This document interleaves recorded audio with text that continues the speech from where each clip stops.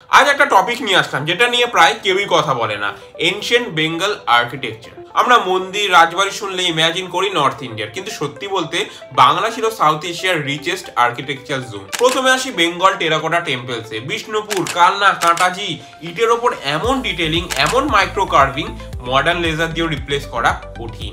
কেন টেরাকোটা? কারণ বাংলায় স্টোন পাওয়া খুব রেয়ার, তাই শিল্পীরা ইটের ওপরই আর্ট বানিয়ে ফেলেছিল। তারপর আছে বুদ্ধিস্ট বেঙ্গল, পাহাড়পুরের সোমাপুরা মহাবিহারা, বিশাল cross shaped monastery, UNESCO site. Architecture influence গেছে বার্মা, থাইল্যান্ড, কম্বোডিয়া, সম্পূর্ণ Bengal export. Muslim Bengal period, Eklakhi museum আর আদিনা মস্ক।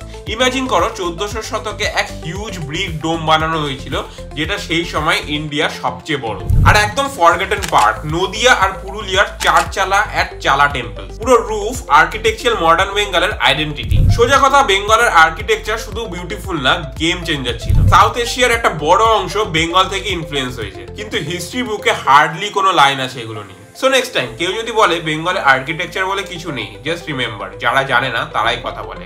আর এই ভিডিওটা তাদের সাথে শেয়ার করে দিন।